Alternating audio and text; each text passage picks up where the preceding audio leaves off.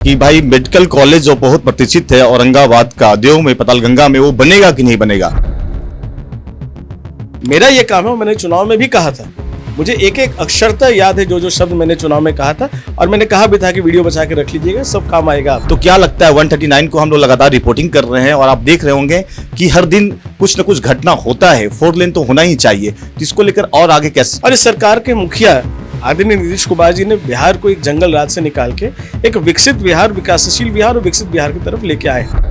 जी नमस्कार, मैं हूं चंदन भारती और आप देख रहे हैं सिटी न्यूज। मैं इस वक्त हमारे साथ बात करने के लिए नवनिर्वाचित विधायक लगभग 3 महीना हो चुके हैं, औरंगाबाद के लोकप्रिय विधायक त्रिविक्रम नारायण सिंह जी हैं। सर, आपका स्वागत है हमारे चैनल सिटी पर।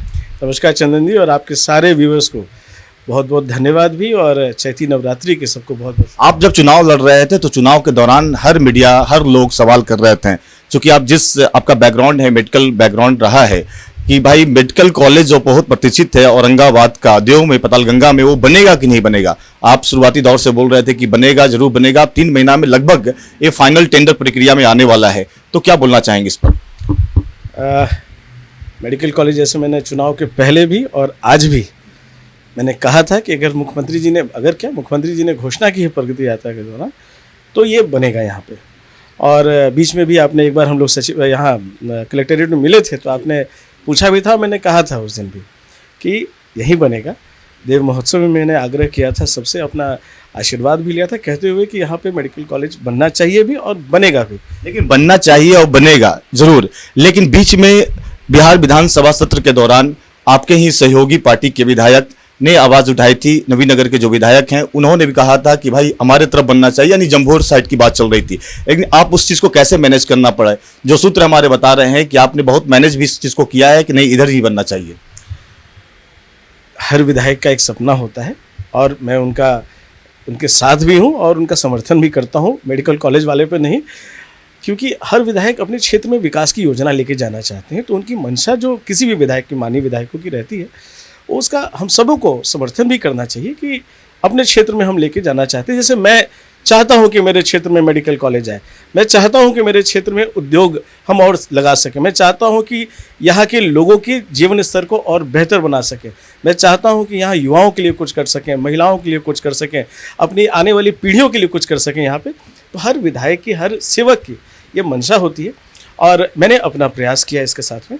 और निश्चय ही अपने पिछले दिनों में जो भी कमियां थी, चाहे वो एनओसी को लेके हो, चाहे विभागीय जो हमारे काम होने थे उसमें होना था, हर स्तर पे खुद बैठ के, और जो न्यास बोर्ड का भी मैं धन्यवाद देना चाहूँगा, न्यास बोर्ड का भी मैं धन्यवाद देना चाहूँगा कि जनहित में और क्षेत्र के लोगों के लिए जिस तरीके से वो लोग आगे बढ़े, जिन्होंने अपना बड़ा हृदय और जनहित में क्षेत्र के लोगों के लिए उन्होंने समर्थन। का प्राकलन क्या होगा सर, कितने बेड का अस्पताल होगा, सीट्स भी है कुछ स्टूडेंट्स के लिए।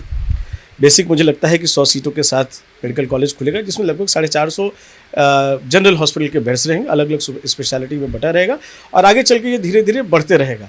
तो अभी ये इन्फेंसी स्टेज है। मैं फिर कहता हूँ, मैं बहुत ज़्यादा आगे बढ़ के उत्साहित होकर बोलने वालों में से नहीं हूँ।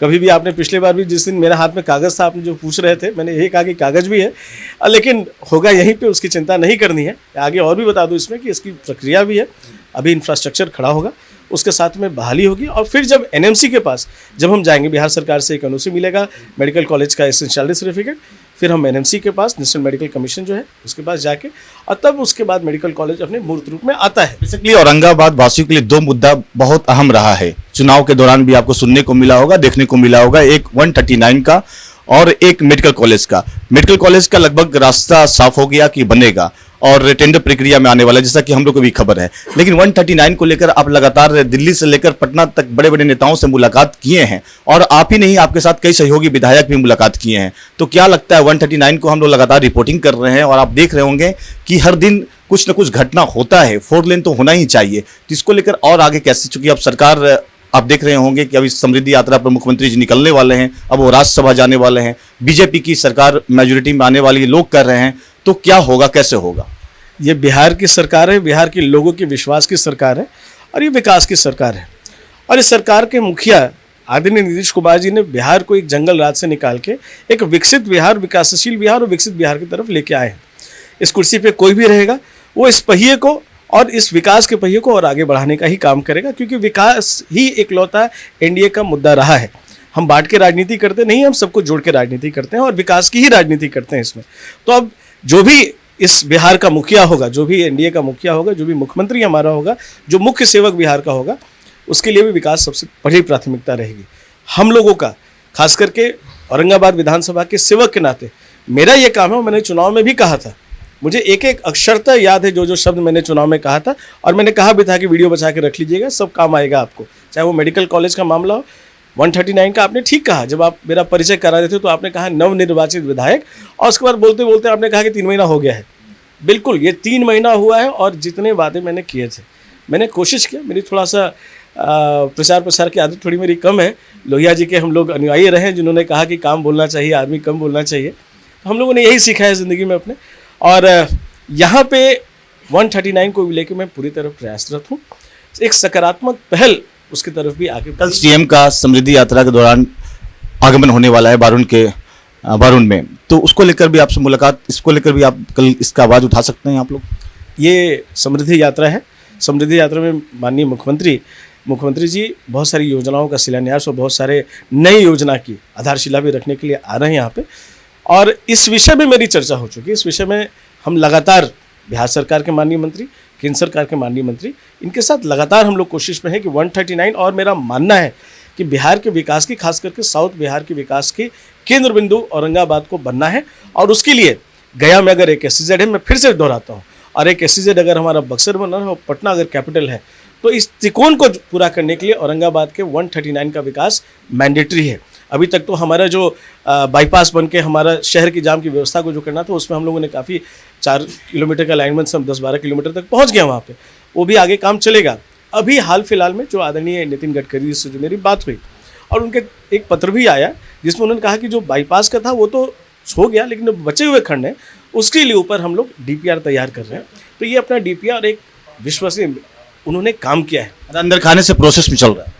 बिल्कुल प्रोसेस में चल रहा है, और इस क्षेत्र के सेवक के नाते मेरी पहली प्राथमिकता में अब ये भी रहेगा कि पटना से कनेक्टिविटी हमारा कैसे सुधरे, क्योंकि अगर ये कनेक्टिविटी नहीं सुधारेंगे तो उसके हिसाब से हम इस क्षेत्र का जो विकास करना चाह रहे हैं थोड़ा स्लो रहेगा, हो रहा है। और इसके साथ अपना अरवल भी जुड़ता है, इसके साथ अपने औरंगाबाद के बाकी विधानसभा को छोड़ के भी चले तो ये अपना जोड़ के चलता है उसमें, और जिला के हिसाब से तो सारे की कनेक्टिविटी बढ़ रही, तो हमारे औरंगाबाद की भी बढ़ेगी। बहुत बहुत शुक्रिया। हर सवाल का जवाब इन्होंने बेबाकी के साथ में दिया। इनका साफ कहना है 2 लक्ष्य को हम लोगों ने लेकर चला था, एक लक्ष्य तो पूरा होने के कगार पर है। 139 के लिए भी अंदर खाने से प्रोसेस में चल रहा है, DPR तैयार लगभग हो रहा है, वो भी ठीक हो जाएगा।